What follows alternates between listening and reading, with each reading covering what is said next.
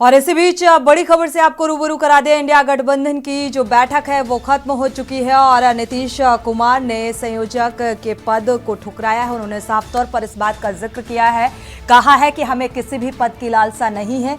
यानी कि एक बार फिर से इंडिया गठबंधन में, क्योंकि इस बैठक के दौरान वर्चुअल ये बैठक हुई और इसमें ममता बनर्जी से बात के बाद का ऐलान, और क्योंकि इस बैठक में जो ममता बनर्जी हैं वो शामिल नहीं हुई, हालांकि उद्धव ठाकरे भी शामिल नहीं हुए, सपा प्रमुख भी शामिल नहीं हुए और इनकी गैर मौजूदगी को लेकर भी जो बयानबाजी है वो सामने आ रही है। और एक बार जिस तरीके से नीतीश कुमार ने इस बात का जिक्र किया है कि हमें किसी भी पद को लेकर कोई दिलचस्पी नहीं है, तो ये कई सवाल खड़े कर रहा है। हालांकि सीट शेयरिंग को लेकर लगातार जो बात विवाद है, या ये कहा जा रहा है कि 20 जनवरी तक ये तस्वीर साफ भी हो सकती है, क्योंकि लगातार ये 5वीं बैठक है। वर्चुअल बैठक खत्म हो चुकी है इंडिया गठबंधन की। खड़गे के नाम पर भी चर्चा की गई इस बैठक के दौरान, और नीतीश कुमार जो कि वर्चुअल जुड़े हुए थे, उन्होंने साफ तौर पर कहा है, क्योंकि संयोजक का जो प्रस्ताव है, ऐसा लगातार ये अंदेशा जताया जा रहा था और उन्होंने साफ तौर पर यह कह दिया है कि हमें किसी भी पद को लेकर कोई लालसा नहीं है। हमारे साथ वरिष्ठ पत्रकार बिहार से जुड़ चुके हैं ओम प्रकाश जी। स्वागत है आपका के न्यूज़ में जुड़ने के लिए। ओम प्रकाश जी, जिस तरीके से ये राजनीति में इंडिया गठबंधन को लेकर अगर जिक्र किया जाए, नीतीश कुमार का ये कह देना कि हमें किसी भी पद को लेकर कोई लालसा नहीं है, कोई दिलचस्पी नहीं है, किस ओर इशारा करती हुई ये बात नजर आ रही है? देखिए, नीतीश कुमार ये पहली बार नहीं कह रहे हैं कि उन्हें किसी पद की लालसा नहीं। गठबंधन के लिए जब विपक्षी दलों से वो मिल रहे थे, उसी समय उन्होंने स्पष्ट कर दिया कि हम पीएम पद की रेस में शामिल नहीं। दूसरी बात, वो बार बार वेग में वो संयोजक के लिए नहीं कह रहे थे, न पीएम पद के लिए कहते, वो एक गोल मटोल बात कहते रहे कि मुझे किसी पद की लालसा नहीं है, मैं यही चाहता हूं कि बीजेपी को हटाने के लिए तमाम विपक्षी दल एक प्लेटफॉर्म पर आए और एक उम्मीदवार विपक्ष का हो बीजेपी के खिलाफ। इस कोशिश में वो लगे हुए थे, लेकिन ऐसे पद मांगे नहीं जा सकते। न मल्लिकार्जुन खड़गे ने पीएम पद की मांग की थी, न नीतीश कुमार ने संयोजक पद की मांग की थी।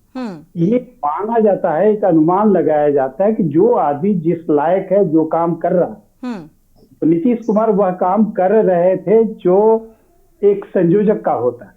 सबसे मिलना, सबको जुटाना, एक जगह बैठाना, ये काम नीतीश ने तो शुरू में ही किया। तो संयोजक पद उनके लिए कोई बड़ा पद नहीं था, लेकिन जिस तरह से चीजें बाहर आती रही, लोग सुनते रहे।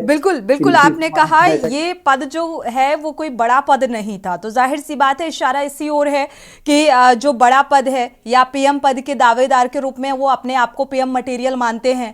टीएमसी प्रमुख का भी नाम इसी रेस में चलता हुआ नजर आ रहा है, तो क्या इस लिहाज से भी जोड़कर इसे देखा जा सकता है और ये कह देना कि ये संयोजक या किसी भी पद को लेकर कोई लालसा, कोई दिलचस्पी जो है वो नहीं है? देखिए, मुझे लगता है कि इसमें जो खेल है वो अब शुरू होने वाला है। नीतीश कुमार को समझना बड़ी मुश्किल है। बिल्कुल। और सब लोग ये जानते हैं कि नीतीश कुमार कब क्या करेंगे, कैसे करेंगे, ये कोई नहीं जानता। बिल्कुल। तो अब खेल ये है, 2-3 चीजें जो सीक्वेंस बनती हैं, जिनको सीक्वेंस के में देखना चाहिए कि प्रधानमंत्री की यात्रा थी 14 जनवरी को, जो टल गई।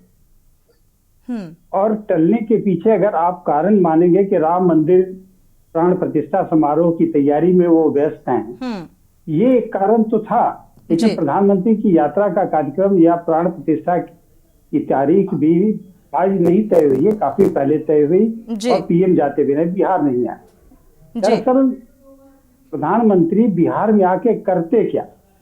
और नीतीश कुमार, मुझे जो सूचना है कि नीतीश कुमार की बातचीत फिर एनडीए में वापस होने की चल रही, वह फाइनल स्टेज में है। और जिस दिन ये शेप लिया, तो न सिर्फ राष्ट्रीय राजनीति में बल्कि बिहार की राजनीति में भी एक बड़ा परिवर्तन हो सकता है। अब क्या क्या होगा वो आने वाले दिनों में देखने वाली बात होगी। बिल्कुल, यानी कि बहुत सारे ये जो बातें हैं ये आने वाले भविष्य जो समीकरण बनते हुए नजर आ रहे हैं। एनडीए में वापसी का आपने जिक्र कहा, प्रधानमंत्री नरेंद्र मोदी की जो यात्रा है, अगर अभी इधर अयोध्या में प्राण प्रतिष्ठा का कार्यक्रम है, 11 दिन का अनुष्ठान है, और जैसा कि आपने कहा तो बिहार में आकर वो करते क्या, तो इसके क्या कुछ मायने ये भी समझने की कोशिश करेंगे। हालांकि हमारे साथ संजय कुमार पटेल भी जुड़ चुके हैं, जेडीयू नेता हैं।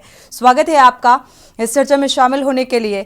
संजय कुमार, बिहार की राजनीति में काफी कुछ बदलाव आने वाले वक्त में देखने को मिल सकते हैं। हालांकि इंडिया गठबंधन का अगर जिक्र करें, यहाँ पर बैठक जो है खत्म हो चुकी है, ममता बनर्जी शामिल नहीं हुई हैं। ऐसे में कांग्रेस नेता अधीर रंजन कुछ अलग ही मायने और निशाना साधते हुए नजर आ रहे हैं। साथ ही नीतीश कुमार का ये कह देना कि हमें किसी पद को लेकर कोई दिलचस्पी नहीं है, क्या कहेंगे? देखिए, संयोजक का कार्य तो पहले से कर रहे थे माननीय मुख्यमंत्री जी मैडम, और संयोजक का पद अभी देने का जो बात है वो तो एक लॉलीपॉप समझिए। पहले तो संयोजक का कार्य कर चुके थे वो जी, और अगर देना है तो हम कार्यकर्ता के नाते मांगते हैं कि उनको प्रधानमंत्री का घोषणा करना चाहिए और कांग्रेस और सभी दल को इसमें सहमति भी देना चाहिए, क्योंकि संयोजक का कार्य तो पहले से कर चुके हैं और कर भी रहे हैं। और जहां तक बात रहा यहाँ इंडिया और एनडीए गठबंधन में जाने का, तो ऐसा कुछ नहीं है। हम लोग का पार्टी का एक कार्यक्रम 24 जनवरी को होने जा रहा है, कर्पूरी चर्चा के रूप में। स्वर्गीय कर्पूरी ठाकुर जी का उसमें 100वां वर्षगांठ भी मना रहे हैं हम लोग, और कहीं से कोई एनडीए में जाने का कोई सवाल नहीं है। जैसे सर बोल रहे थे अभी कि एनडीए में जा सकते हैं, ऐसा कोई बात नहीं जी।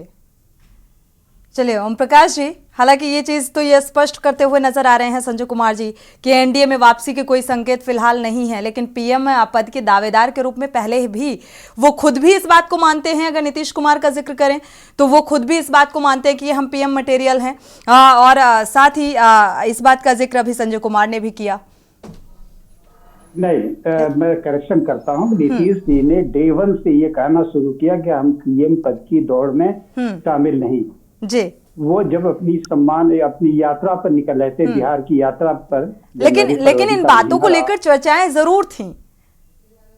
लेकिन ये आरजेडी की ओर से, ये जेडीयू की ओर से ये मांग होती रही। बल्कि आरजेडी के नेता जगदानंद सिंह सामान्य नेता नहीं है, बिहार प्रदेश के अध्यक्ष हैं, लालू यादव के सबसे करीबी और शुरुआती दिनों के साथी हैं।